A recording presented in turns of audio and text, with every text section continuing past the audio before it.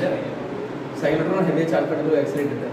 अच्छा, theory of relativity बताई थी कहीं मैंने बोला था उसका फॉर्मूला होता है कुछ उसी से रिलेट होता है। अच्छा, एक बार बताओ, ऐसी फील लेके अगर आप चल रहे हो, चलते चलते भागना स्टार्ट कर दो, आपका मास बढ़ेगा कम होगा क्या होगा? कभी सोचा इसके बारे में? अब मैं थोड़ी स्पेस फिजिक्स की आज बात कर लेता हूँ। कल की क्लास हुई थी यहाँ पे, आप थे उस क्लास, तो उसी से रिलेटेड थ्योरी ऑफ रिलेटिविटी से। तो अच्छा ये बताओ, अगर आप भाग रहे हो, सोचो फील है ना, सीढ़ी से उतर रहे हो, भाग रहे हो, तो आपका मास बढ़ता है या कम होता है? या कुछ नहीं होता, वैसे ही रहता है? फील लेके बोला ना, झूठ मत बोलना, बढ़ेगा। कभी तेरे को लगा है कुछ सीढ़ी से उतर, तेरे अंदर लग रहा है भारीपन आ गया? भारीपन तो कुछ और चीजों में आता है, ठीक है भाई, पहले चाहिए। अच्छा बताओ, मान लो कोई चीज है, इसको स्पीड ऑफ लाइट से मूव करा दे तो क्या होगा? देखते हैं आज कितने आपको मतलब क्या क्वेश्चन अंदर ध्यान में आता है, थोड़ा देर। एक स्पीड ऑफ लाइट से आप क्या करो, किसी बॉडी को ट्रेवल करा दो, तो अगर ट्रेवल करा दोगे क्या होगा? उसका मास बढ़ेगा कम होगा क्या होगा?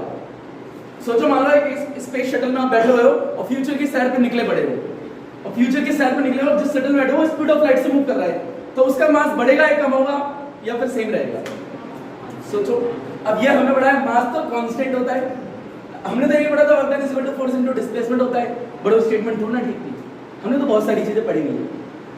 तो मास बढ़ेगा या नहीं बढ़ेगा? अंदाजा लगाओ, एक आराम से, आज मैं पढ़ाऊंगा ही नहीं क्योंकि चैप्टर तो खत्म हो चुका है। यस, बढ़ेगा या नहीं बढ़ेगा? किसी बच्चे ने ये नहीं सोचा बढ़ भी सकता है मास, क्यों? मेरे को जानना है। कम तो बोल दिया, चलो 2-3 बच्चों ने सोचा कम है। असली में होता है कि जब एक क्लास में सारे बच्चे सेम आंसर दे रहे हो, तो ये आखिरी वाले का फर्ज बनता है कि वो आंसर गलत या उल्टा दे दूसरे, वैसे वो कैसा भी पता लगे। अगर सबों ने सेम दिया है तो आखिरी वाले बच्चा जो बचता है उसका फर्ज होता है कि वो आंसर उन सबों से हटके दे, या करना क्या जाएगा। तो यानी मास किसी ने नहीं बोला बढ़ेगा, और आंसर यही था कि मास बढ़ जाता है। मास कम नहीं होता, मास कांस्टेंट रहता है, मास बढ़ता है। मैंने बोला ना, हमेशा हटके आंसर दिया करो जो आखिरी बचता है। मैंने बोला था कि mass is very very very very small. सुनाई नहीं दिया, आप तो तेज बोल रहे हो।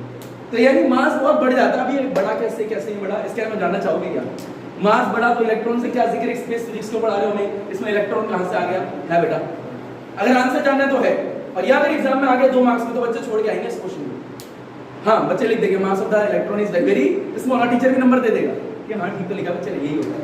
बट इसके पीछे रियल रीजन क्या होता है, क्यों नहीं कराता होगा? अच्छा, हाई फ्रीक्वेंसी ऑसिलेटर पता है वो क्या करता है, जरा बताओगे?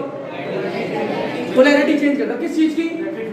ये तो मैं रटा हुआ है इलेक्ट्रिक फील्ड की। अच्छा, हाई फ्रीक्वेंसी, नाम क्या दोबारा बोला? High frequency. हाई मतलब ज्यादा हो गया, समझ में आता है। फ्रीक्वेंसी, ये हाई फ्रीक्वेंसी ऑसिलेटर, यानी इसमें क्या क्या है? एक डिवाइस होगा, डिवाइस में कुछ नंबर्स होंगे, डिजिटल हाई है ना, कुछ सेट कर रहे होंगे वहां पे, एक नंबर तो देते होंगे यार, हाई है ना, कुछ नंबर तो देते होंगे ना, उसको सेट तो करते होंगे ना। नंबर कैसे सेट करते हैं, क्या होता है वो नंबर? एक वो दिमाग में ध्यान में आना चाहिए मेरे हिसाब से। अच्छा, दूसरी चार्ज, जब पार्टिकल रिवॉल्व कर रहा है तो उसकी कुछ फ्रीक्वेंसी नहीं होगी क्या यार? होगी नहीं होगी? करवाया तो था q/2πm, ये करवाया मैंने नहीं करवाया? यानी इलेक्ट्रॉन जब रिवॉल्व करता है तो उसकी फ्रीक्वेंसी कितनी होती है? q/2πm, हां है ना? मतलब q फिक्स है, कोई आपने चार्ज पार्टिकल डाल दिया, उसका कुछ चार्ज होगा, हां है ना? मास भी फिक्स होगा, ठीक है, उसकी मैग्नेटिक फील्ड फिक्स होगी जो आपने सेट कर दी, और 2 एक नंबर है, पाई एक कांस्टेंट है। कैलकुलेट करोगे एक नंबर निकल के आएगा ही नहीं आएगा यार? आएगा ही नहीं आएगा। वो नंबर होगा जिस इलेक्ट्रॉन जिस फ्रीक्वेंसी से रिवॉल्व कर रहा है, वो आप निकाल सकते हो। कितनी होगी? निकालोगे नहीं निकालोगे? निकालोगे भाई। आपने मान लो प्रोटॉन डाला, तो प्रोटॉन का चार्ज, प्रोटॉन का मास, उसके आगे 2 पाई और b मैग्नेटिक फील्ड, सब कैलकुलेट करोगे, एक नंबर आएगा, वो आपकी फ्रीक्वेंसी होगी जिससे इलेक्ट्रॉन रिवॉल्व कर रहा है ना। उसी फ्रीक्वेंसी को यहाँ पे हाई फ्रीक्वेंसी ऑसिलेटर में सेट कर दिया जाता है। मान लो ये 50 निकल गई, 50 हर्ट्ज, तो यहाँ पे भी कितनी लिख दूंगा मैं? 50 हर्ट्ज। यानी मशीन होती है, डिवाइस होता है जिसमें डिजिटल नंबर होते हैं, तो ऐसे घुमा के मैं कितनी कर दूंगा? 50 हर्ट्ज। यानी पहले मैं मैथमेटिकल कैलकुलेशन करूंगा, मेरी 50 हर्ट्ज आई, उसके बाद मशीन से यहाँ पे भी कितनी कर दूंगा? 50 हर्ट्ज। अब इसके अंदर जो इलेक्ट्रॉन रिवॉल्व करेगा उसकी फ्रीक्वेंसी और यहाँ की फ्रीक्वेंसी सेम है, अलग है, इसे बोलते हैं रेजोनेंस। क्या बोलते हैं? यानी जब दो चीजों की फ्रीक्वेंसी सेम आती है उसे फिजिक्स में रेजोनेंस नामक वर्ड बोला जाता है। पहली बात तो ये, आप लोगों को कई ने बच्चों ने स्क्रीनशॉट भेजा होगा, उस पर रेजोनेंस लिखा होगा, और मैंने भी शायद रेजोनेंस का जिक्र करा था लास्ट क्लास में, ठीक है? तो यानी फिजिक्स में तुम्हें कभी भी कहीं भी रेजोनेंस दिखे, मतलब दो चीज की फ्रीक्वेंसी क्या हो रही है? सेम, ये रेजोनेंस कंडीशन होती है। तो पहली बात तो हमें इलेक्ट्रॉन को रेजोनेंस कंडीशन में लाने की जरूरत क्यों है? क्योंकि जैसे रेजोनेंस कंडीशन आ जाती है, मैं लिखवा दूंगा, डोंट वरी। अभी तो ये जो आंसर बता रहा हूं, हो सकता है इसमें 1 घंटा लग जाए बताते, ये ऐसा आंसर है। अगर सुनना है तो, अदरवाइज मैं तो आगे बढ़ा सकता हूं, कोई प्रॉब्लम नहीं है। अगर फील लेना है, पहली बात तो ये, जब यहाँ की फ्रीक्वेंसी और यहाँ की फ्रीक्वेंसी सेम हो जाए, क्या हो जाए? तो इससे होगा क्या? इससे होगा जब डी से पार्टिकल बाहर निकल के इलेक्ट्रिक फील्ड में आता है ना, तो जैसे पार्टिकल डी से निकल के इलेक्ट्रिक फील्ड में आएगा तो पोलैरिटी चेंज हो रही थी नहीं हो रही थी? खुद फील लो, हो रही थी नहीं हो रही थी? तो यार आपने किसी बच्चे ने क्वेश्चन नहीं करा लास्ट क्लास में, और मैं सोचता हूँ ध्यान में करते नहीं हूँ क्योंकि मैं खुद ही डेवलप कर दूंगा फिर, कि जब पार्टिकल डी से बाहर निकला तभी पोलैरिटी चेंज हुई। मतलब इतना अच्छा सेटअप है कि इलेक्ट्रॉन जैसे बाहर निकलेगा उसे पता लग जाएगा मैं पॉजिटिव था, मेरे को नेगेटिव होना डी से। यही तो हुआ था, मैंने कहा था जैसे ही बाहर निकला अभी पॉजिटिव हो जाएगा नेगेटिव। तो आपको क्वेश्चन ये होना चाहिए था। अब देखो सीक्वेंस का फॉर्मूला क्या होता है जरा बताओगे? QB बाय में 2 पाई m, QB बाय में 2 पाई m, भाई 2 एक फिक्स है, पाई एक फिक्स है ना। चार पार्टिकल आपने इलेक्ट्रॉन डाल दिया, इलेक्ट्रॉन ही रहेगा है ना। v नेगेटिव जो सेट कर दी वही रहेगी। अब कहोगे मास भी तो वही रहेगा, पर मैंने अभी क्या बोला, मास चेंज हो सकता है अकॉर्डिंग टू फिजिक्स। ये आपको बता दूंगा, ऐसा नहीं है फिजिक्स के हिसाब से मास चेंज नहीं होगा, बिल्कुल हो सकता है। अब फिजिक्स क्या कहती है? थ्योरी ऑफ रिलेटिविटी जिसे बोलते हैं, ठीक है, एक सब्जेक्ट होता है फिजिक्स का। अगर आप ग्रेजुएशन लेवल में जाओगे तो थ्योरी ऑफ रिलेटिविटी पढ़नी पड़ती है। वो क्या कहती है कि अगर मान लो कोई बॉडी स्पीड ऑफ लाइट से ट्रेवल करने लगे, आई रिपीट, अगर कोई बॉडी स्पीड ऑफ लाइट के आसपास भी ट्रेवल करने लगे तो उसका मास बहुत ज्यादा बढ़ जाएगा, बहुत ज्यादा। यानी मान लो ये हमारा क्या है वो अनुराग ले लेते हैं, अनुराग को उठाया और इसे फेंक दिया ऐसे करके, और स्पीड ऑफ लाइट से तेज फेंका या स्पीड ऑफ लाइट से आसपास फेंका, कम भी फेंक दिया, तो इसका मास पता है कितना बड़ा हो जाएगा? पूरा यूनिवर्स होगा ना, पूरे अर्थवर्थ होगा, इनके मास से भी इसका ज्यादा मास हो जाएगा, इतना ज्यादा डेंस हो जाएगा ये, अगर इतनी वेलोसिटी ले। यानी अगर मैं इसको उठा के कितनी तेज फेंक दूं, स्पीड ऑफ लाइट के आसपास भी फेंक दूं, आसपास भी, यानी नेग्लेक्ट ना कर सकूं, हाँ कंपेयर करूं तो आसपास ही हो, तो इसका मास इतना बढ़ जाएगा। अर्थ का मास तो कुछ होगा ही नहीं। अर्थ का मास कितना है? 5.9 × 10⁻24 kg, इससे भी ज्यादा, बहुत करोड़ों गुना ज्यादा हो जाएगा इसका मास। अब ये मास बढ़ कैसे रहा होगा? हाँ या अगर हम स्पीड ऑफ लाइट ये गेन कर ले तो क्या होगा? स्पीड ऑफ लाइट गेन कर ले तो क्या होगा? इंफिनिटी हो जाएगा, क्या होगा? पर मास को समझो, फिजिक्स में मास दो तरीके के होते हैं। कितने तरीके होते हैं ये भी नहीं पता होगा। अभी तक एक ही मास सुना है तो आज सीख लिया जाना कि मास फिजिक्स में कितने होते हैं? दो। एक होता है रेस्ट मास, एक होता है डायनेमिक मास। क्या होता है? एक होता है डायनेमिक, एक होता है रेस्ट। अभी रेस्ट मास क्या होता है, डायनेमिक मास क्या होता है, किसी को पता है पूरी क्लास में? डायनेमिक्स मींस मोशन होता है, मोशन मींस चलना होता है, और रेस्ट मास जो रुके हुए हैं। मैं खड़ा हुआ अभी, हाँ है ना, तो एक मेरा रेस्ट मास होगा। मैं भगना स्टार्ट कर दूं तो मेरा दूसरा कौन सा मास होगा? डायनेमिक मास। अब मैंने तुमसे यही क्वेश्चन पूछा था, भगता हूं मेरा मास कम होता है, ज्यादा होता है, सेम रहता है? तो आंसर है सेम रहता है, कांस्टेंट रहता है, चेंज नहीं होता, मास तो नहीं रहेगा। पर अभी तो कह रहा सर बढ़ेगा। हाँ, अगर वो बॉडी इतनी तेज चलने लगे कि उसकी वेलोसिटी कितनी हो जाएगी? स्पीड ऑफ लाइट के आसपास, तो उसका मास क्या होगा? बढ़ना स्टार्ट हो जाएगा। तो ये होता है। बट अभी मैं समझा दूंगा कैसे। थ्योरी ऑफ रिलेटिविटी का फॉर्मूला होता है, जरा दिखा देता हूं क्या होता है। वैसे दिखाने का मेरा मन तो नहीं है, क्योंकि आप लोगों को बता रहे थे आंसर। मेरे को उम्मीद थी कि पूरी क्लास में एक बच्चा तो होगा जो आंसर निकाल के लेके आएगा। उम्मीद का सबका नाश कर दिया है। m इज इक्वल टू में m0 डिवाइड में 1 माइनस में v स्क्वायर डिवाइड में c स्क्वायर। ये है थ्योरी ऑफ रिलेटिविटी का एक फॉर्मूला, जो कि ऐसे नॉर्मल बस बता दिया। देखो कितने मास है यहाँ पे, यार बोलना पड़ेगा थोड़ा बहुत यार, नहीं आए बात। कितने मास है? बस आराम से। तो एक मास ये रहा, एक मास ये रहा। इस मास का नाम क्या होता है, इस मास का नाम क्या होता है? पहले तो ये बताओ चाहिए, ये वेलोसिटी आपकी, ये स्पीड ऑफ लाइट है। स्पीड ऑफ लाइट कितनी होती है ये तो बताओगा? ये देखो 3 × 10⁻⁷ यानी 3 होती है ना। ये भी बच्चे बोल रहे हैं, सोच रहे हैं कि सही है या नहीं, इतनी होती है। अच्छा, अब फिर लेना बेटा, एक बॉडी के कितने मास होते हैं? बेटा बोल रहा है थोड़ा, कितने मास होते हैं? कितना? कोई लॉजिक साइंस बड़ा सिंपल है। कितने मास होते हैं? कितने होते हैं? एक आपका खुद का मास जो बैठे हो, रेस्ट मास, और एक भगते हो तब का मास। वो हो सकता है दोनों मास सेम हो, कोई प्रॉब्लम नहीं है। दोनों मास अलग भी हो सकते हैं, ऐसा नहीं है कि दोनों हमेशा सेम ही होंगे। दोनों अलग भी हो सकते हैं, दोनों सेम भी हो सकते हैं। अभी तक आप लोगों ने सेम पढ़ा, अभी तक आप लोगों ने अलग पढ़ा ही नहीं है, तो ये फॉर्मूला पहली बार देखा, पहली बार नहीं तो कहीं ना कहीं दूसरी बार देखा होगा। बेटा कोई गेट पे आएगा पहली बार। तो ये m और m, इसको बोलते हैं रेस्ट मास। क्या बोलते हैं? और इसको बोलते हैं डायनेमिक मास। क्या बोलते हैं? अभी डायनेमिक मास क्या फील लेना, आप यहाँ पे खड़े हो, आप यहाँ भाग रहे हो, आप यहाँ बैठे हुए, अब मैं कहूँ भागो, तो आपको कौन सा मास काउंट करूंगा? डायनेमिक। अभी आप बैठे हो तो मैं कौन सा मास देख रहा हूँ? Rest mass. अब फील लेना, अभी आप बैठे हो और ये क्या है? वेलोसिटी आपकी, और ये किसकी वेलोसिटी है? स्पीड ऑफ लाइट की। अब एक बात, आप भाग रहे हो तो आपकी वेलोसिटी स्पीड ऑफ लाइट के आसपास है भी क्या? है या नहीं? नहीं है ना भाई, स्पीड ऑफ लाइट तो बहुत ज्यादा है यार। आप भागोगे कितनी भाग लोगे, कितनी स्पीड से भागोगे? सोचो जरा, 10, 20, 30 कितना भागोगे? 40, 50, 60, 70, 100, 150, 200, 500 किलोमीटर भाग लोगे यार। एक सेकंड में भाग लोगे क्या? नहीं भाग पाओगे। एक घंटे में 500 भाग लोगे? नहीं भाग पाओगे। तो यानी कितनी स्पीड होगी आपकी? 10 किलोमीटर पर आवर, इससे ज्यादा तो नहीं होगी ना भाई। किसी की 20 हो जाएगी ऐसा, हाँ है ना? इससे ज्यादा भाग सकते हो? नहीं भाग सकते।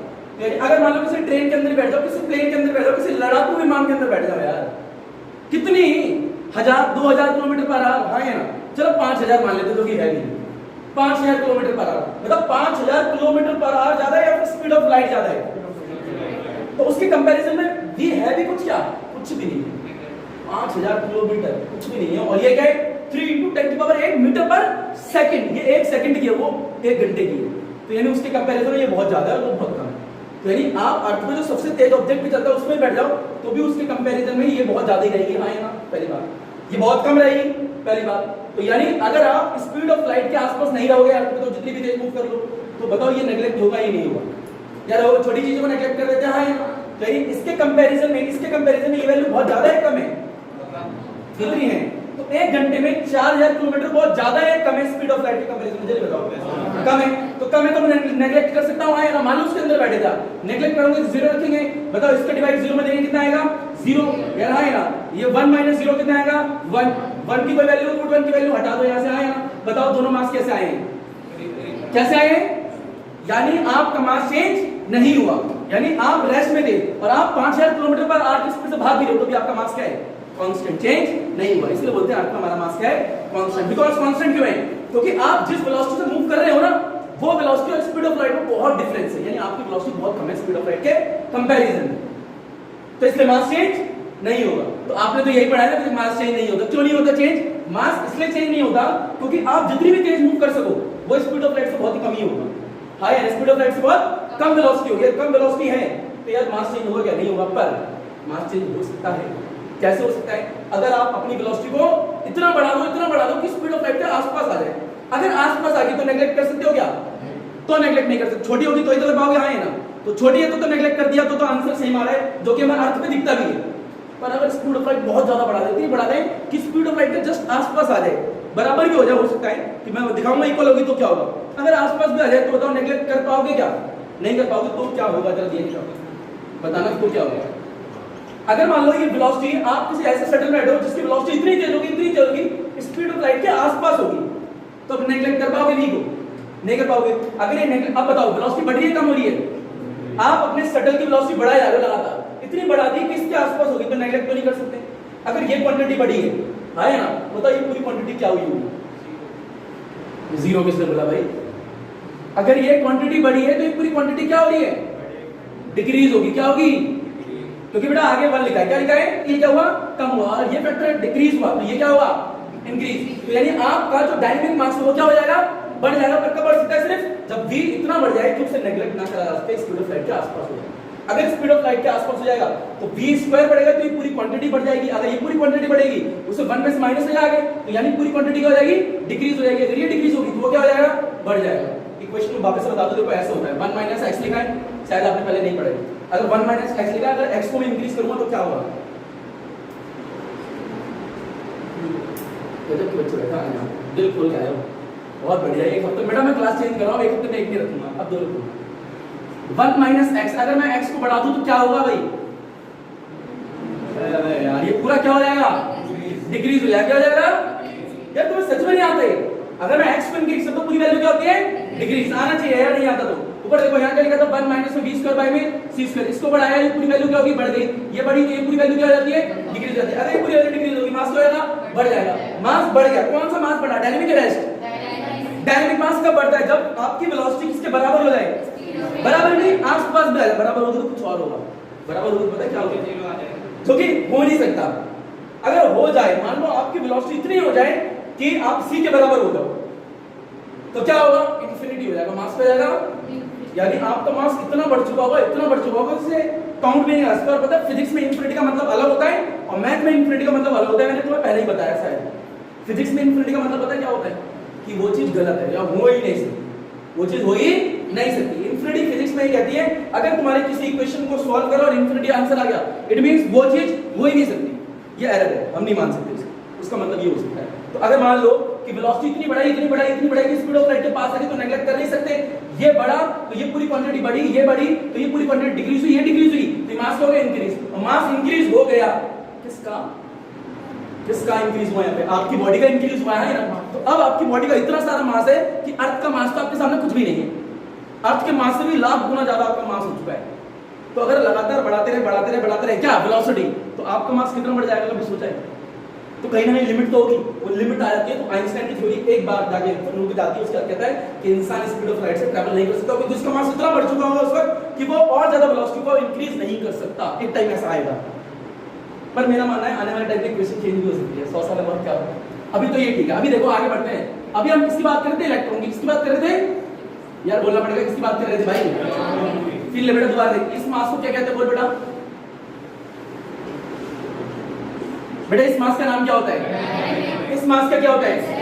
आगे ना, आप जब रेस्ट में, तो आपका मास ये था, आप एक स्पेस शटल में बैठे, अब आपका मास ये हो सकता है ना? देखते हैं भाई क्या होगा। देखो अगर मैंने इस शटल को बहुत ज्यादा वेलोसिटी दे दी, वेलोसिटी बढ़ गई, हाँ है ना, इतनी बढ़ गई कि स्पीड ऑफ लाइट के आसपास पहुंच गई, तो नेगलेक्ट नहीं कर सकते सिस्टम को। ये टर्म नेगलेक्ट तो नहीं हो सकती। बताइए पूरी क्वांटिटी क्या हो चुकी है? डिक्रीज। ये डिक्रीज तो आपका डायनामिक मास क्या हो गया? इंक्रीज। तो आपका मास लगातार बढ़ रहा है, कम हो रहा है? बढ़ रहा है ना। तो अब आगे से कभी ये मत कहना कि मास कांस्टेंट होता है, ये कहना मास दो होते हैं। कितने होते हैं? एक होता है रेस्ट मास, एक होता है डायनामिक मास। रेस्ट मास हम अर्थ पे देख लेते हैं, क्योंकि अर्थ पे जितनी भी तेज बॉडी चलती है, उनमें बैठ भी जाओ ना तो भी उसकी वेलोसिटी स्पीड ऑफ लाइट से क्या रहेगी? बहुत कम रहेगी, जिससे नेगलेक्ट कर देते हैं, और दोनों मास सेम ही रहते हैं अर्थ।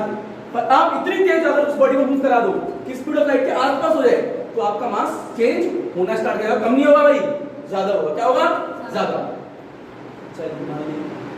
जब इलेक्ट्रॉन से कंपेयर करो ना, हमें तो इलेक्ट्रॉन देख रहे क्या है इस वाले फॉर्मूले में, हमें बात करनी है इलेक्ट्रॉन की। किसके करनी है? पर यही थी आइंस्टाइन की एक थ्योरी, ठीक है। तो आपको इसके हिसाब से चल रहा था। अब बात करेंगे साइक्लोट्रॉन की। पहली बात ये आई नहीं आई, अगर वेलोसिटी बहुत ज्यादा बढ़ जाए, क्या रिपीट कर रहा हूं, बहुत ज्यादा किसके आसपास हो जाए, तो मास बढ़ रहा है, कम हो रहा है? मास चेंज हो रहा है, नहीं हो रहा यार? हो रहा है, नहीं हो रहा? मास बढ़ रहा है, नहीं बोल रहे हो? अब देखना फील इसे मटो दे। अब बताओ हमें पढ़ना क्या था? साइक्लोट्रॉन। क्या पढ़ना था? फील लेते हैं। साइक्लोट्रॉन का फ्रीक्वेंसी का फार्मूला पता है क्या होता है? ये डी थी और ये क्या लगी थी? हाई फ्रीक्वेंसी, ये प्लस ये माइनस, ऐसे लगा होता है। डी में फ्रीक्वेंसी का फार्मूला क्या होता है? याद करो जल्दी से, फील लेना थोड़ा। ये बता बेटा, ये है क्या? डी क्या है? असली में मेरे को कुछ नहीं पड़ा है बताने का, मैं इसलिए बता रहा हूँ, देखो आप ही के काम आएगा आगे। अगर एक भी छोटा सा मेरे को छोड़ दिया और एग्जाम में वही आ गया, तो लिख तो दोगे mass of the electron is very very small, जो कि आंसर भी सी और टीचर नंबर भी दे देगा। पर यार आपका मन नहीं करता थोड़ा और जानने का? नहीं करता तो मेरे को भी मन नहीं करता पर बताने का, है ना? ऊपर देखिए, बता बेटा ये क्या है? डी। ये क्या है? ऊपर देखता है। अब बता, जब इलेक्ट्रॉन इधर से इधर आ रहा है नहीं आ रहा, और ऐसे करके आता है, ऐसे घूम रहा है ना भाई, विंडो के बाहर निकल जाता है, फिर टारगेट पे हिट कर जाता है। ऐसे होता है कुछ, ऐसे होता है। ऐसे डायग्राम बनाया था, फील बताया बता, ये रिवॉल्व कर रहा है तो कुछ फ्रीक्वेंसी हो गया है ना। तो फ्रीक्वेंसी कितनी होती है? QB divide by 2πm। ये फ्रीक्वेंसी है जिससे इलेक्ट्रॉन रिवॉल्व कर रहा है, रिपीट, जिससे इलेक्ट्रॉन रिवॉल्व कर रहा है। ये बताइए यहाँ पे क्या है? ये rest mass of the electron है, रिपीट, ये m क्या है यहाँ पे? Rest mass of the electron. यहाँ पे m क्या है? Rest mass of the electron. तो यानी यहाँ पे तो बता, अगर मान ले इसके अंदर इलेक्ट्रॉन को डालता है, इसको डालता है, चले काम करके इलेक्ट्रॉन को लेते कोई दूसरे पार्टिकल को लेता हूं। मान ले यहाँ पे प्रोटॉन डाल दिया, क्या डाल दिया? प्रोटॉन। या फिर तूने अल्फा डाल दिया। तो मान ले अब तू क्या करेगा? लैब में तू गया, तेरे सामने डिवाइस है, तो कैसे इस्तेमाल करते हैं? फिलियो। यहाँ पे लगाता हाई फ्रीक्वेंसी ऑसिलेटर, इसमें होती है स्क्रीन। क्या होती है यहाँ पे? स्क्रीन। और यहाँ होती है एक नॉब जिसको घुमाता है, तो क्या करता है? घुमाता है। और यहाँ पे नंबर सेट करता है, और ये नंबर जो सेट करता है वो किसमें करता है? हर्ट्ज में। इसमें हर्ट्ज। अब देख फिर है, यहाँ पे तूने चार्ज पार्टिकल एमिट कराया, वो तो तेरी मर्जी है ना, तू कौन सा डाल रहा है। तूने मान ले कोई चार्ज पार्टिकल डाला, उसका चार्ज यहाँ पे होगा हाई ना, मान ले कितना है? 1.6 × 10⁻⁻, चलिए छोड़ दे, दूसरा ले ले, अल्फा ले ले। क्या ले ले? प्रोटॉन भी ले सकता है, अल्फा ले सकता है, तेरी मर्जी। कोई चार्ज पार्टिकल ले लिया, यहाँ पे डाला B magnetic field. Magnetic field मान ले ऊपर एक मैग्नेट है, नीचे एक मैग्नेट है, यही होती है भाई। तो मैग्नेटिक फील्ड अपनी मर्जी से सेट कर सकता है, बिल्कुल कर सकता है। मान ले तूने 50 टेस्ला सेट कर दी, कितनी कर दी? 50 टेस्ला। तो मान ले ये 50, ये चार्ज जो भी जा रहा है उसकी वैल्यू 2 नंबर, पाई नंबर, और जो चार्ज डाला उसका मास भी तो होगा rest mass. I repeat, rest mass होगा ही नहीं होगा। यानी रेस्ट मतलब ना इनिशियल वाला मास, यानी शुरू में भी ना भगे, तो वो मास यहाँ दिया, पूरी कैलकुलेट करेगा, एक नंबर आएगा नहीं आएगा? यार आएगा नहीं आएगा? लैब में तो ऐसे करते हैं, तो लैब में करते हैं। फिर ये मेरी फ्रीक्वेंसी मान निकल गई 50 हर्ट्ज। कितनी आई? 50 हर्ट्ज। ये आ गई। अब मैंने क्या करा? मैंने कहा इसकी मैं फ्रीक्वेंसी कितनी सेट करूंगा, तो मैंने इसको घुमा के इसको भी कितना कर दिया? 50 हर्ट्ज कर दिया। बता दोनों की फ्रीक्वेंसी सेम है, अलग अलग है? सेम है। यानी इलेक्ट्रॉन जिससे रिवॉल्व करेगा वाली फ्रीक्वेंसी और यानी फ्रीक्वेंसी क्या है? सेम। तो रेजोनेंस कंडीशन आ जाएगी, और रेजोनेंस कंडीशन अगर आ गई तो क्या होगा? जैसे ये पार्टिकल इधर से एंटर करना चाहेगा इलेक्ट्रिक फील्ड में, वैसे अगर ये पॉजिटिव है नेगेटिव है तो वापस से होगी पोलैरिटी चेंज। ये नेगेटिव हो जाएगा, क्या हो जाएगा? बिल्कुल परफेक्ट टाइम पे। ऐसा नहीं है कि डिस्टर्ब होगा, जैसे एंटर करा वैसे पोलैरिटी चेंज तुरंत ही। ये सब करेगा नहीं, जैसे इलेक्ट्रॉन आ इलेक्ट्रिक फील्ड में आ गया मेरा इलेक्ट्रॉन, पोलैरिटी चेंज कर दो, अपने आप ही कमांड मिल जाएगी। अगर ऐसा रहता, अगर थोड़ा सा भी डिफरेंस आ गया फ्रीक्वेंसी में, तो कमांड नहीं मिलती हाई फ्रीक्वेंसी ऑसिलेटर को और वो पोलैरिटी ठीक से चेंज नहीं कर पाता। यानी पोलैरिटी बिल्कुल परफेक्ट कब चेंज होगी? जब उसकी फ्रीक्वेंसी और इसकी फ्रीक्वेंसी बिल्कुल क्या हो? मैच, बिल्कुल सेम, यानी रेजोनेंस। अगर ये सेम नहीं हुई तो जैसे इलेक्ट्रॉन इधर से इधर एंटर करेगा तो पोलैरिटी चेंज होगी। पोलैरिटी तुरंत कब चेंज होगी? जब फ्रीक्वेंसी दोनों की क्या हो? सेम। तो ऐसा डिवाइस तो ये काम करता है। पर अगर ये फ्रीक्वेंसी मान लो ये एकदम से अगले स्टेप में क्या हो जाए? चेंज हो जाए। क्या हो जाए? मान लो हो जाए, मान लो ये 50 को कितने हो जाए? 60। तो बताओ बेटा ये पोलैरिटी एकदम मिसमैच नहीं हो जाएगी क्या? मिसमैच होगी नहीं होगी? मिसमैच हो जाएगी, यानी सही टाइम पे चेंज नहीं हो पा रही होगी, यानी रेजोनेंस कंडीशन नहीं रहेगी, यानी सिंक्रोनाइजेशन नहीं होगा। सिंक्रोनाइजेशन मींस सेम टाइम पे बदलेगी नहीं, यानी पार्टिकल का मोशन और पोलैरिटी जो यहां चेंज हो रही है वो एक साथ बदलनी चाहिए, एक साथ बदलनी चाहिए। बदलेंगे क्या? नहीं बदलेंगे। अगर फ्रीक्वेंसी चेंज हो जाती है, अगर फ्रीक्वेंसी चेंज हो जाती है तो इलेक्ट्रॉन में क्या चेंज होगी? फ्रीक्वेंसी क्या डिस्टर्ब होती है? अभी फ्रीक्वेंसी कैसे बदलती होगी? अगर फ्रीक्वेंसी बदलेगी तो बता पोलैरिटी चेंज होगी साथ में इसके? नहीं होगी भाई, डिस्टर्ब हो जाएगी। तो ये फ्रीक्वेंसी क्या हो जाती है? बदल जाती है। कैसे बदलती है? फील लो बेटा, फ्रीक्वेंसी किस पे डिपेंड कर रही है? किस पे डिपेंड कर रही है? मास पे। ये रेस्ट मास है ना, है। अब फील बेटा, अब देख एक बात बता, यहां पे दिखता है, मान ले m0 है, डिवाइड में 1 माइनस में v² क्या है? c²। जैसे कोई इसमें इलेक्ट्रॉन को डालता है, किसके डालता है? इलेक्ट्रॉन। जैसे तूने इलेक्ट्रॉन को डाला तो इलेक्ट्रॉन का मास कम होता है ज्यादा होता है? बोल बेटा यार, कम होता है ज्यादा होता है? भाई कम होता है ज्यादा होता है? कम होता है। अगर इलेक्ट्रॉन का मास कम है, तेज मूव करेगा धीरे मूव करेगा? ये तो बड़ा कमाल है। तेज मूव करता है तो तेज मूव करता है। जैसे इलेक्ट्रॉन को डालते हो वो बहुत तेज मूव करता है, बहुत तेज, बहुत तेज, बहुत ज्यादा एनर्जी होती है इसमें, बहुत ज्यादा। फायदेमंद भी अच्छी बात है, बहुत ज्यादा एनर्जी होती है, पर इतनी ज्यादा, इतनी तेज मूव करता है कि उसकी वेलोसिटी कुछ सेकंडों में ही स्पीड ऑफ लाइट के आसपास हो जाती है, यानी उसको नेग्लेक्ट नहीं कर सकते, इतनी ज्यादा एनर्जी होती है इलेक्ट्रॉन में। अब उससे घटा भी हो गया, पर इतना है तो पर उसे बाहर निकाल ही नहीं सकते। क्यों नहीं निकाल सकते? वही फील है। अगर हम बाहर निकाल सके उसे किसी ना किसी तरीके से, तो हम पता नहीं कैसे कैसे डिवाइस बना लें, ऐसा हो नहीं पाता। देख वो क्या, इसकी वेलोसिटी इतनी ज्यादा हो जाती है इलेक्ट्रॉन की, एकदम से जैसे इलेक्ट्रॉन इसमें आया तो उसका मास कम है, वेलोसिटी बहुत ज्यादा है, या बहुत ज्यादा वेलोसिटी, इतनी ज्यादा वेलोसिटी कि इसके आसपास पहुंच जाती है, नेग्लेक्ट नहीं कर सकते। तो अब बता होगा क्या? वेलोसिटी इलेक्ट्रॉन की बहुत ज्यादा होगी, हां या? अगर ये ज्यादा होगी तो ये पूरी वैल्यू क्या होगी? कम होगी। ये कम होगी, उसका डायनामिक मास है, डायनामिक मास क्या हो गया? यानी शुरू में इलेक्ट्रॉन का जो मास था, सब बच्चे जानते हैं 9.1 × 10⁻³ kg था, है ना? अब उसका मास इससे बढ़ गया होगा, कम हो गया होगा? अब वो इससे मास बढ़ गया, यानी मास क्या हो गया? बढ़ गया। अब बता, मास बढ़ गया, फ्रीक्वेंसी चेंज हो गई नहीं होगी? यार होगी नहीं होगी? यानी जो शुरू में मास था वो तो नहीं रहा ना भाई, मास चेंज हो गया, और मास चेंज हो गया तो फ्रीक्वेंसी चेंज हुई नहीं। अगर फ्रीक्वेंसी चेंज होगी तो ये फ्रीक्वेंसी आपने कुछ सेट करी, वो फ्रीक्वेंसी कुछ होगी, तो दोनों फ्रीक्वेंसी अलग है सेम है? बेटा ये दोनों फ्रीक्वेंसी सेम है अलग है? अलग अलग। मिसमैच होंगे नहीं होंगी? तो ये वाली फ्रीक्वेंसी और ये वाली फ्रीक्वेंसी जिससे इलेक्ट्रॉन रिवॉल्व कर रहा है वो फ्रीक्वेंसी, और जो यहाँ वो दोनों मिसमैच होगी। मिसमैच होगी मतलब रेजोनेंस कंडीशन नहीं रही है? अगर रेजोनेंस कंडीशन नहीं है तो यानी होगा क्या? जैसे ही इलेक्ट्रॉन इधर से इधर आएगा तो ये पोलैरिटी चेंज नहीं होगी। वो भी हो सकता है कि इलेक्ट्रॉन इधर से इधर आने की ट्राई कर रहा है, 5 सेकंड बाद होगी, यानी मिसमैच होगी, रेजोनेंस नहीं है, यानी परफेक्ट टाइमिंग में नहीं हो रही। जैसे इलेक्ट्रॉन में एंटर करा वैसे पोलैरिटी चेंज होनी चाहिए थी, तभी तो इलेक्ट्रॉन सही तरीके से घूम पाएगा। तो ऐसा नहीं हो रहा है, ये मिसमैच हो जाती है, तो इसलिए इलेक्ट्रॉन को एक्सेलरेट नहीं करा पाता। कौन ये क्यों नहीं कर पाता? रीजन क्या है? क्योंकि वहां पे डिस्टर्ब हो जाती है। क्या डिस्टर्ब हो जाती है? पोलैरिटी और फ्रीक्वेंसी, ये डिस्टर्ब हो जाती है। कैसे डिस्टर्ब हुई? थ्योरी ऑफ रिलेटिविटी के फॉर्मूले। क्योंकि इलेक्ट्रॉन को जैसे एंटर करा उसका मास इतना कम है कि उसकी वेलोसिटी एकदम से इतनी ज्यादा हो जाती है, इतनी ज्यादा कि वो स्पीड ऑफ लाइट के आसपास हो जाती है। अगर उसकी वेलोसिटी इतनी ज्यादा होगी तो उसका मास जो पहले था वो नहीं रहता, चेंज हो जाता है। अगर मास चेंज हो गया तो प्रॉब्लम आ गई, क्योंकि मास चेंज होता फ्रीक्वेंसी चेंज, और जैसे फ्रीक्वेंसी चेंज हुई तो रेजोनेंस कंडीशन खत्म होगी। और अगर रेजोनेंस कंडीशन खत्म हो चुकी है तो इलेक्ट्रॉन जिस फ्रीक्वेंसी से रिजॉल्व कर रहा था, रिवॉल्व कर रहा था, देखो इस फ्रीक्वेंसी से कर रहा था, और यहाँ पे जो फ्रीक्वेंसी थी दोनों मिसमैच हो गई, सेम है। अगर दोनों मिसमैच हो चुकी हैं तो पार्टिकल के रिवॉल्व करने की फ्रीक्वेंसी जिससे रिवॉल्व कर रहा था ये, और यहाँ जो फ्रीक्वेंसी, दोनों मिसमैच होने के बाद में जो पोलैरिटी है, आई रिपीट पार्टिकल की पोलैरिटी है, वो बिल्कुल सेम टाइम पे चेंज नहीं होगी जिसमें होनी चाहिए। यानी पार्टिकल जैसे इलेक्ट्रॉन में एंटर करेगा वैसी पोलैरिटी चेंज होनी चाहिए थी, पर वो नहीं होगी। क्यों नहीं होगी? क्योंकि फ्रीक्वेंसी क्या हो चुकी है? मिसमैच। दोनों की फ्रीक्वेंसी सेम रहेगी तभी पोलैरिटी एग्जैक्ट टाइम पे चेंज होगी, अदरवाइज नहीं होगी। तो ये प्रॉब्लम आती है इलेक्ट्रॉन के साथ।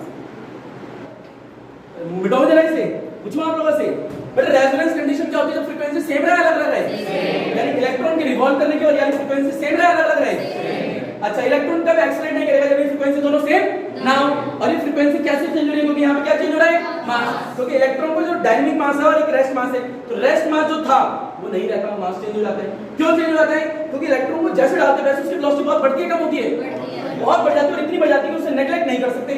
नेग्लेक्ट कब कर सकते हैं, जब स्पीड ऑफ लाइट कंपैरिजन बहुत कम हो तो नेग्लेक्ट कर सकते हैं, हाँ या ना। पर इसे नेग्लेक्ट नहीं करा सकता, और अगर नेग्लेक्ट नहीं कर सकते तो डायनामिक मास हो जाएगा, बढ़ जाएगा। तो अगर डायनामिक मास बढ़ गया तो मेरा पता लगा फ्रीक्वेंसी मेरी चेंज हो चुकी है ना। अगर मेरी फ्रीक्वेंसी चेंज हो चुकी है, पोलैरिटी एकदम से सेम टाइम पे चेंज नहीं होगी जो होनी चाहिए थी, यानी मिसमैच हो गया। मिसमैच हो गया तो रेजोनेंस कंडीशन नहीं रही। ये आंसर है, इसलिए इलेक्ट्रॉन इलेक्ट्रिक एक्सेप्ट नहीं कराता। प्रैक्टिकली क्या होगा, because the mass of the electron is very very small. ठीक बात है, mass of the electron is very very small. ये आंसर है क्या, कुछ सोचो, ये आंसर है ना। हां, mass of the electron is very very small है, जिससे हुआ क्या, इलेक्ट्रॉन जल्दी से क्या हो गया, बहुत ज्यादा वेलोसिटी ले लिया, एक्सेलरेट हो गया। इतनी ज्यादा लेने की उसे नेग्लेक्ट नहीं करा सकता। अगर ये नहीं तो उसका मास चेंज होना स्टार्ट हो जाएगा, और मास ज्यादा बढ़ेगा कम होगा, बढ़ेगा। और मास बढ़ते बढ़ते मास तो चेंज हो गया, उसका मास दूसरा हो चुका है। मास चेंज हुआ तो फ्रीक्वेंसी चेंज हुई नहीं, और फ्रीक्वेंसी चेंज होने की वजह से रेजोनेंस कंडीशन नहीं रही, और रेजोनेंस कंडीशन नहीं रही तो जैसे इलेक्ट्रॉन इधर आएगा पोलैरिटी चेंज होनी चाहिए थी, जो कि नहीं होगी। जो नहीं होगी तो बताओ, पोलैरिटी चेंज नहीं होगी तो इलेक्ट्रॉन सही से काम कैसे करेगा, घूमेगा। और यही अगर पॉजिटिव पार्टिकल लगेगा तो उनको एक्सीलरेट करेगा हेवियर चार्ज पार्टिकल, क्योंकि हेवियर चार्ज पार्टिकल मास ज्यादा, वेलोसिटी कम। वेलोसिटी कम तो क्या दिक्कत है, मास सेम ही रहेगा ना भाई, हां ना। वेलोसिटी कम होगी, ऊपर देख बेटा, वेलोसिटी अगर कम होगी तो यानी इसके कंपैरिजन में कमी है, हां ना। कम है तो नेगलेक्ट करेगा, और अगर तू उसको नेगलेक्ट कर देगा तो बता कितना बचेगा, हां ना। वो तो 0 हो गया, 1 बचा तो बता दोनों मास क्या हो जाएंगे, और दोनों मास सेम रहेंगे, मतलब मास चेंज नहीं हो रहा। अगर मास चेंज नहीं हो रहा, मास चेंज ही नहीं हुआ, मतलब फ्रीक्वेंसी चेंज होगी क्या, फ्रीक्वेंसी चेंज नहीं होगी। फ्रीक्वेंसी चेंज नहीं होगी, जो फ्रीक्वेंसी है वो फ्रीक्वेंसी वही रहेगी, और 10 घंटे बाद भी वही फ्रीक्वेंसी घूमता रहेगा, लगातार बात नहीं आएगा। छोड़ दो, ये मेहनत तुम्हें करनी थी, तुम्हें पूछनी थी यार, कितना खुश है बच्चे। कोई नहीं बेटा, अब मैं एक काम करूंगा। अच्छा, दूसरी बात ये, अगर वेलोसिटी ऑफ लाइट के बराबर हो जाए तो क्या होगा, मान लो मैंने कहा आसपास, अगर बिल्कुल बराबर हो जाए तो क्या होगा, फिर लेना। अगर मान लो किसी की वेलोसिटी स्पीड ऑफ लाइट के आसपास हो जाए, वैसा मेरे दिमाग में और इक्वेशन आ रही है, पर एक टाइम डायलेशन होता है, एक लाप्लास करेक्शन होता है इसमें। चलो छोड़ेगा, देखो अगर मान लो ये दोनों क्या हो जाए, इक्वल हो जाए, क्या हो जाए, इक्वल। भाई हो सकता है, हो सकता है। अभी के फिजिक्स के हिसाब से ये नहीं हो सकता, क्योंकि जैसे ये इक्वल हुई तो होगा क्या, पर देख तो सकते हैं थ्योरेटिकल, तो देखते हैं। अगर मान लो ये दोनों इक्वल हो गए तो क्या होगा, ये 1 हो जाएगा, हां या ना, होगा 1 हो जाएगा, तो क्या हो जाएगा, और 0। किसी भी चीज में 0 का डिवाइड है तो आंसर क्या आता है, इंफिनिटी आता है भाई। क्या आता है, ये बचपन में सीखा था, 1/0 है 0, आएगा कितना आएगा, इंफिनिटी। ये बचपन की चीजें और बचपन की फिजिक्स और बचपन में छोड़ दो, वो कुछ सिखा रही थी, बस अब थोड़ा बड़े लेवल पे सोचना स्टार्ट करो। कितना आएगा, मास क्या आ चुका है, इंफिनिटी। अकॉर्डिंग टू फिजिक्स अगर किसी कैलकुलेशन का मास क्या आ जाए, वैसे अकॉर्डिंग टू स्पेस फिजिक्स बोलते हैं, वैसे अगर मैं रियल बोलूं तो, ठीक है, अगर किसी चीज के इक्वेशन में इंफिनिटी आ जाए, मतलब वो इक्वेशन उस चीज के लिए वैलिड नहीं है, यानी वो इक्वेशन ये बताना चाह रही है कि ये नहीं हो सकता। अगर किसी वैल्यू की इंफिनिटी आ गई, मान लो स्पेस फिजिक्स की कोई इक्वेशन सॉल्व करी, उसका आंसर इंफिनिटी आ गया, यानी ये बताने की ट्राई कर रही है जो भी कंडीशन से आप आंसर इंफिनिटी लेके आए हो वो चीज नहीं हो सकती, फ्यूचर में भी नहीं हो सकती, ऐसा बताने की कोशिश करती है वो इक्वेशन। तो इसका मतलब क्या है, ये मास इंफिनिटी आ गया और स्पेस फिजिक्स की इक्वेशन के हिसाब से, इट मींस ये है कि v कभी c के इक्वल, इसका मतलब ये इंफिनिटी आया तो अब v कभी के c के इक्वल नहीं हो सकता। यही पढ़ा है, कभी कोई चीज स्पीड ऑफ लाइट से मूव कर सकती है क्या, आपने बचपन से पढ़ा हुआ, नहीं कर सकती। क्यों नहीं कर सकती, पर ये नहीं पढ़ा हुआ, तो ये रीजन ये है क्योंकि मास क्या आता है, इंफिनिटी। थोड़ा और फील हो गया, मैं और जाऊं डीप, अगर इसे को a से मल्टीप्लाई कर दो, इधर से भी a से मल्टीप्लाई कर दो, तो बताओ m into a क्या होता है, फोर्स, है ना, ये तो जानते हो, ये फोर्स होती है। और किसी भी चीज को इंफिनिटी मल्टीप्लाई करो तो क्या आता है, इंफिनिटी, है क्या आता है, इंफिनिटी। तो फोर्स भी क्या हो चुकी है, जो कि पॉसिबल नहीं है, जो कि पॉसिबल नहीं है। फोर्स तो लगती रहती है बॉडी में, लगातार लगेगी। पर यार अब छोड़ो, अब और इक्वेशन आ जाएगी दिमाग में, ये सब काम का नहीं है, ठीक है। तो मुद्दे की बात ये है नहीं, ये सब कुछ काम का नहीं था, ठीक है। कहां घूम गए साइक्लोट्रॉन, बता बेटा साइक्लोट्रॉन इलेक्ट्रॉन को एक्साइट क्यों नहीं कराता, अब आया नहीं आया, और एग्जैक्ट 1 घंटा लग चुका है, आधा घंटा लग चुका है समझाते। अब बता बेटा इलेक्ट्रॉन साइक्लोट्रॉन को एक्साइट क्यों नहीं कराता, क्योंकि भैया इलेक्ट्रॉन का जो मास होता है बहुत छोटा होता है। ऊपर है इलेक्ट्रॉन का मास होता है बहुत छोटा होता है, यानी मास मान लो कितना है 9.1 × 10⁻31 kg। ये कौन सा मास है, ये रेस्ट मास। क्या है बेटा, रेस्ट मास।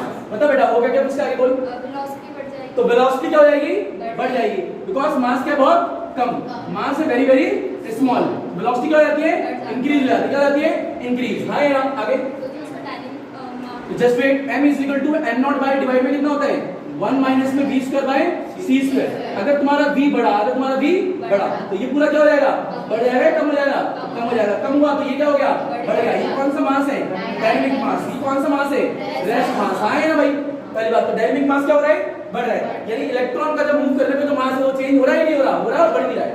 दूसरा कि फ्रीक्वेंसी का फॉर्मूला होता क्या है बोल बेटा q बाय में 2 बाय m। हाँ है ना तो फ्रीक्वेंसी चेंज हो गई ही नहीं होगी तो ये क्या हो जाती है चेंज। तुम्हें पता है ये क्या इंक्रीज हो रहा है तो ये क्या हो रहा डिक्रीज हो रही है। क्या हो रही होगी डिक्रीज। हाँ है ना तो ये चेंज होगी यानी डिक्रीज होगी। अगर ये चेंज हुई है तो फ्रीक्वेंसी मिसमैच हुई नहीं हुई तो रेजोनेंस कंडीशन क्या हो जाएगी रेजोनेंस कंडीशन क्या हो जाएगी डिस्टर्ब हो जाएगी। यार हाँ नहीं आया आगे नहीं आया तो ये हो गया तुम्हारा आंसर।